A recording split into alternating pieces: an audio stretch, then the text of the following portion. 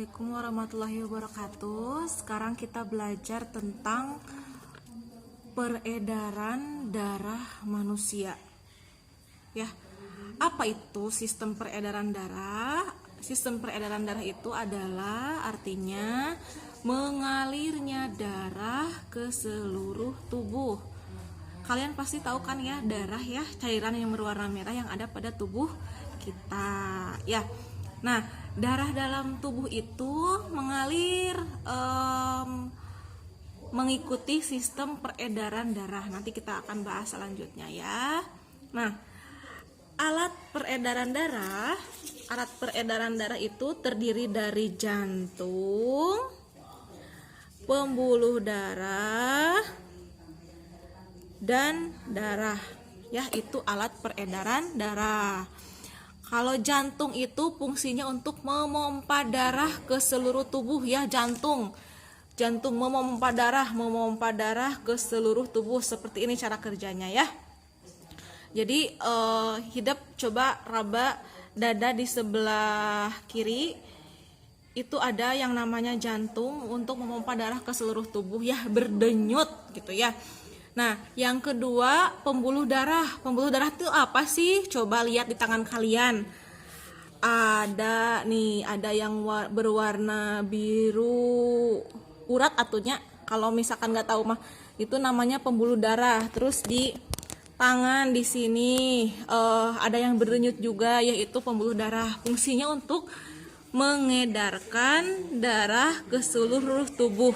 Jadi kalau fungsi jantung untuk memompa darah ke seluruh tubuh, kalau pembuluh darah berfungsi untuk mengedarkan darah ke seluruh tubuh. Nah, ada juga yang disebut darah. Darah itu apa fungsinya? Mengangkut sari makanan, air, dan oksigen ke seluruh tubuh ya. Terus menjaga suhu tubuh juga. Darah itu terbagi menjadi dua dalam tubuh kita. Ada yang berbentuk cair disebut plasma darah, dan ada yang bergumpal juga disebut sel darah. Tapi dalam tubuh kita itu kebanyakan yang cair ya, plasma darah itu hampir 90% darah kita itu berbentuk cair ya, air, mengandung air.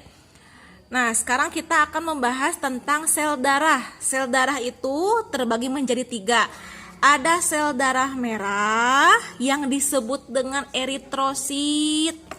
Ada juga sel darah putih yang disebut dengan leukosit dan keping darah atau trombosit. Nah, eritrosit ini diproduksi pada tulang belakang ya, sumsum tulang belakang. Dia itu berwarna merah, bentuknya seperti permen, seperti ini kalau dilihat dalam mikroskop ya. Kalau dilihat pakai mikroskop itu berbentuk ini, seperti ini. Ini dia, sel darah merah itu mengandung Hb atau hemoglobin. Fungsinya untuk mengikat oksigen dalam darah. Jadi kan tadi itu darah itu ya fungsinya untuk mengedarkan makanan, air, dan oksigen ke seluruh tubuh. Nah, si oksigennya itu diikat oleh hemoglobin yang ada pada sel darah merah. Yang selanjutnya, sel darah putih atau leukosit ini fungsinya untuk membunuh kuman ya. Ini juga diproduksi dari sumsum tulang belakang kita ya.